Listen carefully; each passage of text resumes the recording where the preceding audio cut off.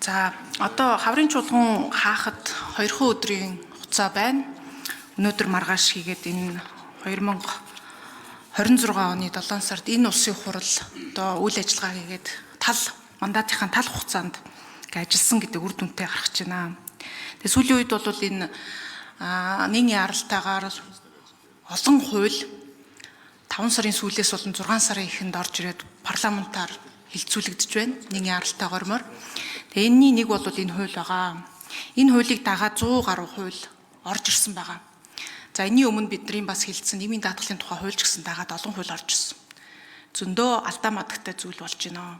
Жишээ нь нийгмийн даатгалын тухай хууль дагаж орж ирсэн шүүгчдийн тэтгэврт гарах насны асуудал дээр хайн хандснаас болж одоо өөрсдөөс нь санал аваагүйгээс болж засгийн газар энийгээ татчих шиг байна. Энэ эдийн засгийн эрхчлөлөө, бизнес эрхчлөөний хуультай холбоотой ч гэсэн олон дагсан хуулиудаас бас ийм зүйл ажиглагдж байна. Холбогдох байгууллагуудаас нь санал авалгүй, яаралтай, гормоор гэдээ өөрсдөө бичээд ороо тэр нь алдаа мадагтай байгаад эхнээсээ ийм асуудлууд гарч байна. Тэгээ бид нар одоо хууль тогтоогч нар энэ улсын бодлогыг гаргахтаа хариуцлагатай байх ёстой. Үр дагавар нь яаж гарахыг нь маш сайн харах ёстой. Энэ дэг зарчим сүүлийн үед ер нь мөрдөгдөхгүй байна. За мөрдөгдсөн ч тэр нь дабл стандарттай байна гэж харж байгаа. Тэгээ энийг улсын хурал цаашаа ч гэсэн бид нар төрийн бодлого гаргаж байгаа бол ийм дабл стандарт байхгүй хаана нухацтай байдаг энэ асуудалд анхаарах ёстой гэж харж байгаа. Тэгээ энэ ажлын хэсгийн ахлагчаар ажилласан их төвшин гишүүнээс асууя. Тэгээ их төвшин гишүүн бол өмнө нь орж ирсэн зөвшөөрөлтэй холбоотой хуулиудаас нэлээд сайн ажилласан. Энэ асуудал нь бол нэлээд цэгцэрсэн гэж би ойлгож байгаа. Зүгээр зөвшөөрлийн хууль дагаж орж ирээгүй олон хуулиуд энэ хуультай дагаж орж ирсэн. Тэр дагаж орж ирсэн хуулиудаас ямар хуулийн асуудлууд нь асуудалтай байгаад ер нь татагдаж эсвэл буцаагдж байгаа вэ? Ямар учир шалтгаан байна гэж та бас ажлын хэсгийн ахлагчийн хувьд дүгнж байгаа вэ гэдэг нэг асуулт байна. За хариулъя. Игор сайд. За энэ хууль хилцгэсгээ яралтай шийдсэн болохоос асуудал нь эртний хууль л да. 25 оны жилийн эцэс босрогдоод өнгөрсөн хугацаанд хөрөнгө оруулалтын орчны судалгаанууд хийгдээд хөрөнгө оруулагчид эрх ашиг хамгаалалт төв байгуулж бүх салбараар нь орноор нь уулзаж гомдлуудыг хүлээн аваад бүх төрлийн бус байгууллага худалдаа ажлын танхимтай хамтарч ажиллацгаагаад их хурлд нэг удаа өргөн барьж буцаагаад улмаар арчилсан нам бас хууль санаачлаад за ингээд хамтраад их хурлд ажлын хэсэг гаргаад нийт сүлт хийгээд ер нь нэлээд ус тус нь нэлээд ялгарчихсан нэлээд шөгшөгдсөн хууль. Тэгэхээр номын чимд гишүүн яг ямар хуулийн дээр ийм алдаа гарсан гэж та үзэж байна. Тэрийг тодорхой хэлнэ. Номын чим за их төвшин гишүүн хариулъя, тодруулъя.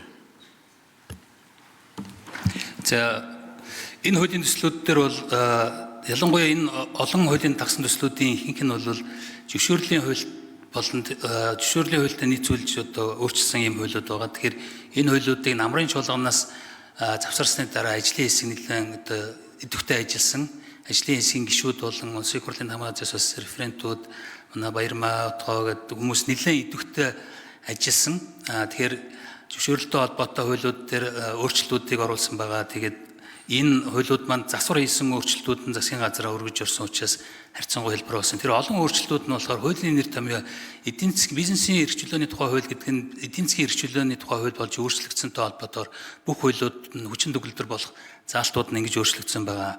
Шинээр нэмж яралтай гормоор өргөсөн хуулиуд дотроос арбитрийн тухай хууль дийг буцаасан байгаа. Энэ нь болохоор яг үзэл баримтлал нь бас яг оролцогч талуудтай бас энэ хуулийн гүйцэж хариулъя. Их төвшин гишүүн. Тэгээд хэд хэдэн хуулийн төслүүдийг бол бас буцаасан байгаа. Өөрөөр хэлбэл үзмжийн шинжилгээ зохицуулахад бас энэ хэрэглэгч зөвшөөрөл авдаг ч юм уу яг энэ бизнес харилцаанд орж этгээдүүдийн эрх ашигуд нь хөндөгдөж болцсохгүй юм зүйл залтуудыг буцаасан байгаа. Тухайлбал засгийн газар буцааж татсан хуулиуд дотор харилцаа холбооны зохицуулах хорооноос олгодог 4 зөвшөөрөлтэй холбоотой харилцаа холбоо, радио давтамж, шуудан гэх мэтлэнгээр өргөн нэвтрүүлэгтэй холбоотой энэ зөвшөөрөлтэй хуулиудыг холбогдсон зүйл залтуудыг нь буцаасан байгаа. Мөн шүүх шинжилгээтэй холбоотой бас энэ хуулийн зүйл залтууд нь энэ хуулийн үзэл баримталтаас нийцгүй байгаа учраас тэр хуулиудыг буцааж хувь санаачлагт нь буцаасан байгаа. Тэгээд хуулийн төслүүд дээр бол ажлын хэсэг бол бас заримдаа өглөөний 7 цаг хүртэл сууж ажилласан байгаа. Тэгэхээр тал талдаа ажлын хэсэг болоод яг энэ тамгын азынхан бол яг бас алдаа мада гарахгүй тулд их хичээж ажилласан байгаа бас. Намчин гүшүү.